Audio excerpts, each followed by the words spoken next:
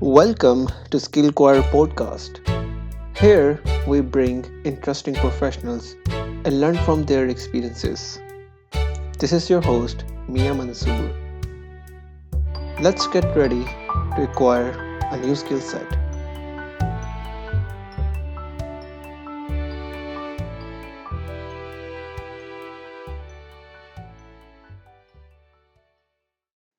Hello everyone, this is your host, Mian Mansoor, and today I'm going to share my journey of transitioning from physics into data science. This is an interesting journey because I have shared this journey to a lot of people, and they're always like, you should be sharing this journey to a wider audience. And throughout these years, everyone wants to know this journey. So I thought, why not I create a video or a podcast and share the journey with everyone? So here I am. During my college years, I was a very good student in physics. So that was always in my mind to pursue a bachelor's degree in physics. And I applied to NUST and got accepted. While doing my degree in the second semester, I learned the subject Introduction to Programming, where I was taught to program in C language. And after that, during summers, I learned myself C++ language and Fortran during summers because that's the language that is utilized in computational physics. And at one point, I discussed with my father that I want to convert my degree from physics to computer science, and I want to pursue bachelor's in computer science. And he was like, "You have already spent 1 year. That's a financial burden on me, and it would be difficult for him to cater my expenses. And I already had spent a year there, so that was not a choice for me, and I accepted that." And I promised to myself, whatever I do in physics or material science, nanotechnology, I'll be the best at it. If I couldn't do it, I'll change my field. I'll get a job after graduation, I'll work for it, and I'll change my field. And that's what I did. After graduation, I got a job at tutorial.pk. That was my first job, and I was working as a physics and math subject specialist. During my time at Tutoria, because I was earning, I was kind of financially independent and I had time to explore different career paths. So I started looking into graphic designing. I also looked into 3D animation. I learned Blender. I learned some 2D animation tools. And during my time at Tutoria, I started a startup that was called Altachinos. That was a frozen food startup, and I used to deliver different frozen food items in Islamabad. But that startup could not survive for very long, and I had to shut that down. After that startup, I initiated another, or you could say, I tried to initiate a new startup that was in 3D animation. So I made a team of people. We were three people in the team, and our first month task was to learn Blender and make a video out of it. First month went by, I learned Blender and showed that to my team that this is what I build, and we need a lot of computational power to make this thing work. Unfortunately, none of my team member had done anything.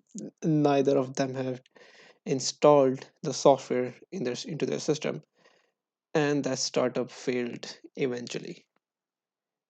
After that, I realized I cannot put a lot of capital on these startups because I don't have that much money. Then I thought about my interest in programming, and I wanted to give that a chance. So I started a course online which was about Python programming. So I was learning Python programming. At one point, they started teaching about machine learning, and I thought, what are they teaching? What is machine learning? What is data? And then I realized that the program was actually Python for data science and machine learning. And that was the point. I knew this is the field that I want to get in. So I got serious about that field. I took a lot of courses from Coursera, applied for their financial aid, got approved, did many courses from Coursera. And at that point, I decided to resign from the company. And I resigned. Even though I did not have a lot of money at that time for or my savings, but I took a calculated risk. I had around 3 months of saving. So I took a course at Dice Analytics. And while I was doing that course, I also got into an academy which is called Art of Problem Solving. It's an American academy. So I was working there as a physics grader. And I already had learned a little bit about programming. So I was also grading their Python programming courses. And I worked there for 2 months. And after the second month, I completed my course on Dice Analytics. I was one of the top students.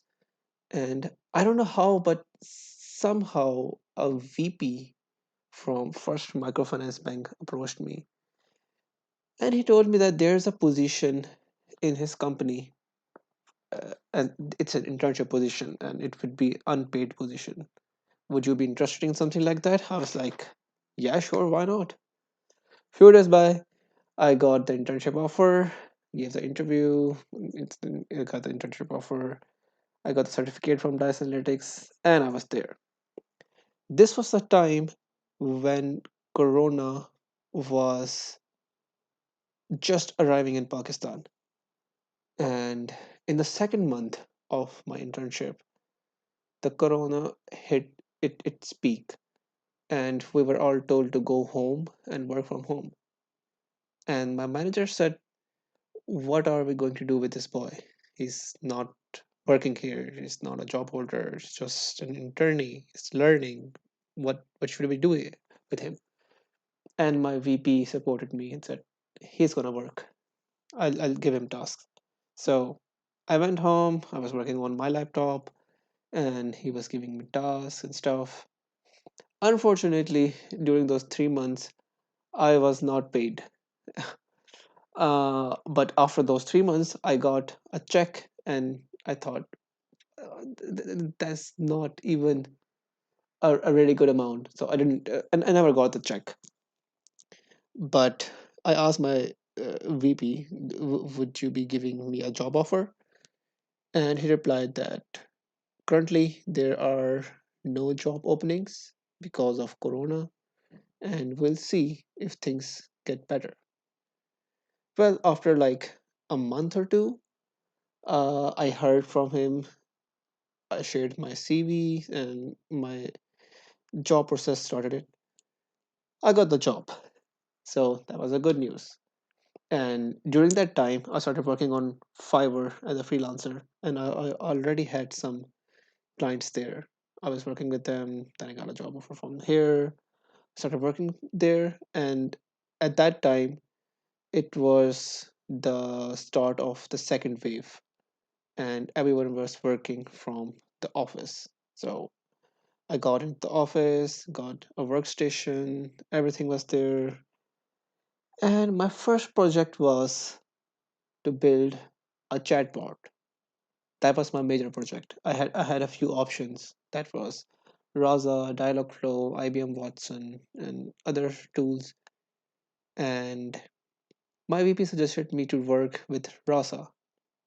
It was a bit difficult for me because all of the object-oriented programming stuff, and my background was not in computer science. But I still learned it. I learned everything, and in 1 month time, I built a chatbot, deployed it on cloud, and gave it to the bank. They tested it, they loved it, and my next task was to deploy that on a on-prem server, which I also did, and it was public nearly in 3 months. And I still fine-tuned it for like a few more months. There were some users coming in. I was cleaning the data and improving it. So that was my first introduction and learning to artificial intelligence or chatbots. I worked there for about 1.5 month, 1.5 year, and after that, I thought of changing my field. I started applying to different companies. I got a job offer from a Saudi-based company. I also got a job offer from a UK-based company, and I prefer to go with a UK-based company, which was not a very good idea for me because it was a startup and a very risky startup.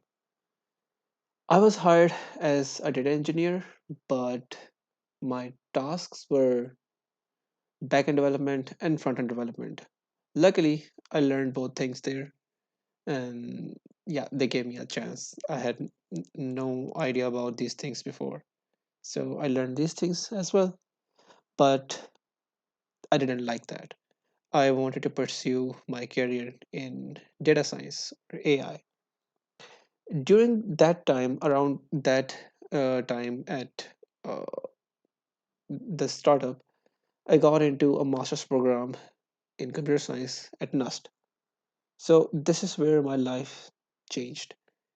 And everything got very hectic because I had to learn the back end tools, the front end tools, and also I have to take care of my master's degree. And during that time, I also had a scholarship from SUSI. It was a cloud native scholarship at Udacity. I also gave a workshop there. Other than that, I also got hosted by a podcast at Dedicated. It's a USA based podcast. Anyway, so I had to resign from the startup and go full time freelancer. It was very difficult, but I had to do it. And at that point, I wanted to switch completely towards artificial intelligence or AI. So that was the end of my data science journey. During my master's, I learned a lot of theoretical concepts in computer science, and I also learned NLP, in depth computer vision as well. I got to connect with a lot of professionals from my field, entrepreneurs, made a lot of friends there. The main task for doing a master's was to network with like minded people, and that's what I did. And my freelancing journey was not that good in the start, but it started to get better with time. I got a lot of clients. I got some major clients, some clients which I'm still working with them.